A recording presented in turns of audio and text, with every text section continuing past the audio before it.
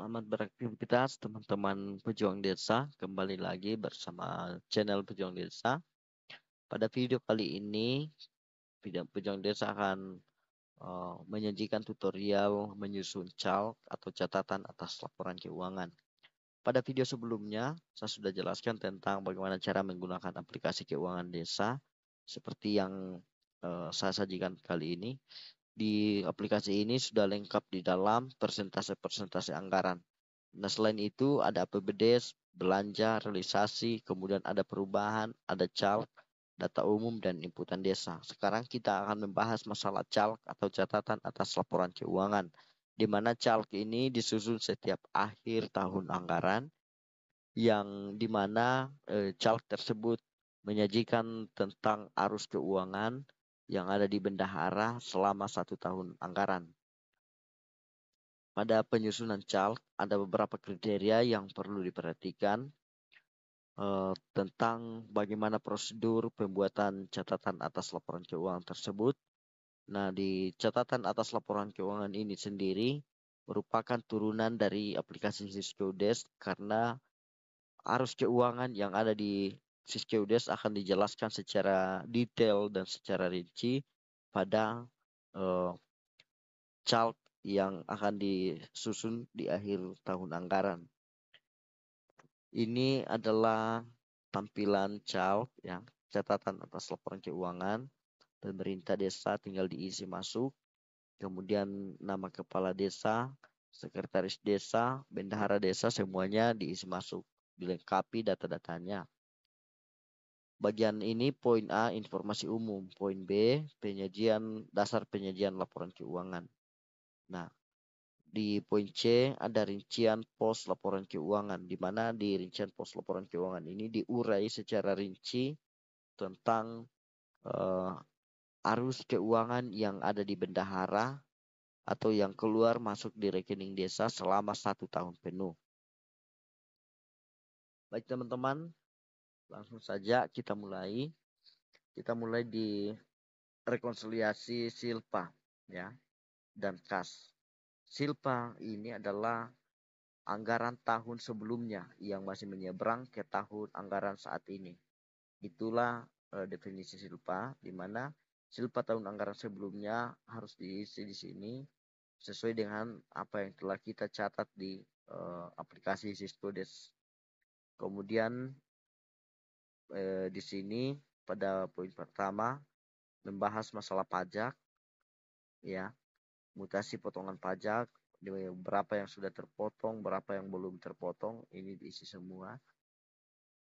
Kemudian saldo kas per 31 Desember 2024 atau akhir tahun berapa, itu akumulasinya dari potongan-potongan pajak yang belum di store. Tapi kalau misalnya pajak sudah di store semua, maka otomatis saldonya 0. Nah, yang poin kedua adalah PAD atau pendapatan asli desa. PAD yang pertama sumbernya mulai dari hasil usaha desa, kemudian hasil aset desa, swadaya atau partisipasi dan gotong royong, kemudian lain-lain pendapatan asli desa yang sah. Ini semua diisi turun, maka secara otomatis nominalnya akan muncul di sini, berapa yang sudah direalisasi dan berapa saldo yang masih ada. Begitu juga dengan poin ketiga, masalah dana desa. Dana desa merupakan penerimaan desa yang diperoleh dari APBN. Jumlah penerimaan dana desa selama tahun anggaran 2024 adalah berikut. Ini diuraikan seperti dana desa reguler tahap 1, tahap 2, dan tahap 3. Kalau misalnya hanya 2 kali pencairan atau 2 tahap, berarti kita isi di dana desa tahap 1 reguler, kemudian tahap 2 reguler. Yang tahap 3 dikosongkan saja. Nah, selain itu, selain dana reguler, ada BLT.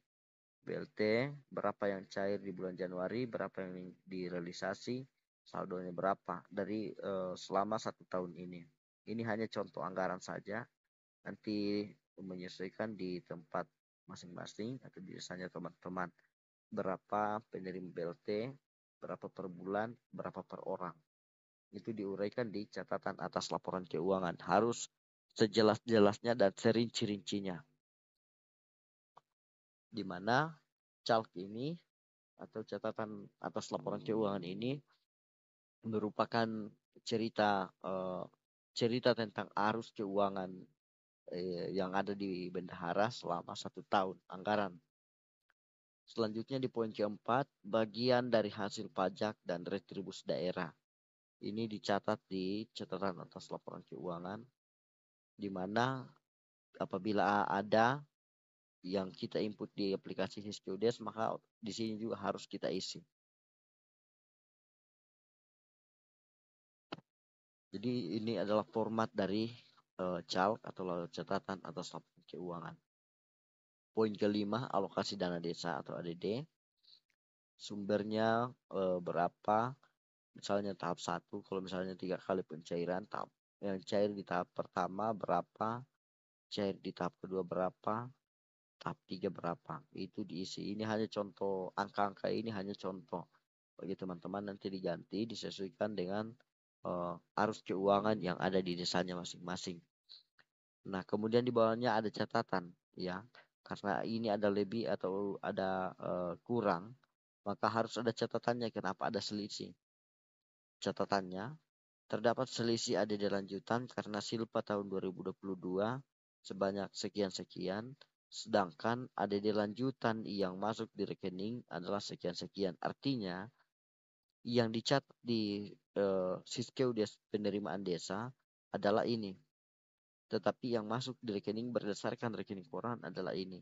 Maka ada selisih ini, 1.227.000 sekian-sekian. Maka karena ada selisih, maka harus dibuatkan catatan. Kenapa bisa selisih? Itu fungsi dari CALK. Selanjutnya, poin ke-6, bantuan keuangan provinsi atau BKP. Kalau ada dari provinsi berapa yang direalisasi. Kemudian selanjutnya, bantuan keuangan kabupaten sama. Kemudian pendapatan lain-lain, kalau ada pendapatan lain-lain selain dari pajak retribusi, kemudian PAD, ini bisa diuraikan di sini, kemudian dibuat catatannya di bawah. Sumbernya dari mana, kemudian penggunaannya seperti apa, itu dibuatkan. Poin 9, belanja bidang penyelenggaraan pemerintah desa. Nah, ini kita mulai masuk di yang ada di aplikasi Siskodes ini yang 5 bidang. Bidang pertama, penyelenggaraan pemerintah desa. Itu diuraikan berapa anggaran yang dihabiskan di penyelenggaraan pemerintah desa. Harus jelas berapa belanja barang perlengkapan, ya, belanja honorarium, perjalanan dinas, operasional perkantoran, itu semua diisi di sini. Kemudian ada keterangannya, belanja pegawai tidak terrealisasi sampai 100%, karena ADD tahap 3 menjadi silpa tahun 2024. Berarti ada anggaran tahun ini yang masuk di tahun depan. Maka ini tidak akan belanja pegawai tidak akan 100% sesuai dengan yang ada di APBDes. Harus ada catatannya. Nah, poin ke-10, belanja bidang pembangunan desa atau bidang kedua di aplikasi Siskodes. Diuraikan juga berapa belanja barang dan jasa, berapa belanja modalnya. Selanjutnya, belanja bidang pembinaan kemasyarakatan. Ini diisi masuk, belanja pegawai berapa, belanja barang dan jasa berapa, belanja modal juga berapa. Poin selanjutnya, ini contoh catatannya. Di catatannya ini, karena ada selisih 950, terdapat selisih belanja modal senilai 950.000 atau administrasi kegiatan karena tidak diakomodir di aplikasi sebagai belanja modal. Ini kan kalau misalnya ada pekerjaan fisik, pasti ada administrasi kegiatannya, tapi dia tidak masuk dalam belanja modal. Nah, itulah kenapa ada selisih, karena yang dibelanjakan di belanja modal hanya sekian dari anggaran sekian, sehingga ada selisih. Tapi harus tetap ada catatannya kenapa bisa selisih. Selanjutnya poin ke-14, belanja desa dalam klasifikasi ekonomi. Yang dimaksud dalam klasifikasi ekonomi adalah belanja pegawai, belanja barang dan jasa, belanja modal, itu semua masuk dalam klasifikasi ekonomi.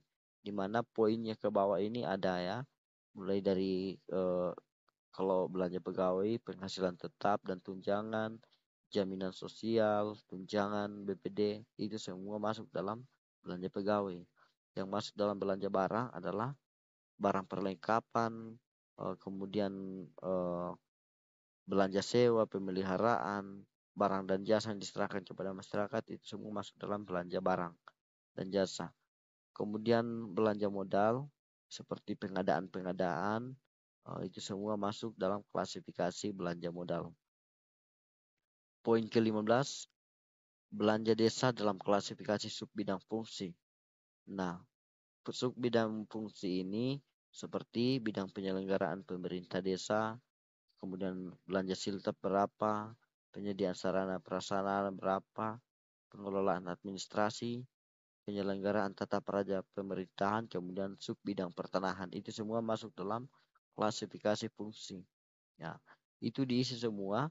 Kemudian di akhir catatan ini nominal yang ada di sini atau akhir dari penggunaan anggaran ini harus diuraikan di bawah ya. Di sini harus ada di sini total dana yang masuk di desa selama 1 tahun anggaran, total yang direalisasi yang menjadi silpa tahun depan berapa, itu harus jelas diuraikan di sini. Kemudian ini ditandatangan oleh kepala desa bersangkutan. Ini hanya contoh saja yang saya sajikan kepada teman-teman, nanti tinggal diisi berdasarkan alur keuangan yang ada di desa masing-masing. Saya kira cukup sekian yang saya bisa bagikan. Mohon like, subscribe, dan ikuti terus video-video selanjutnya, video-video yang ada di channel Pejuang Desa. Bagi teman-teman yang lebih memahami tentang catatan atas laporan keuangan, agar meninggalkan jejak di kolom komentar. Mari kita saling berbagi, saling memperbaiki. Saya kira cukup sekian. Nanti kita ketemu pada video-video selanjutnya.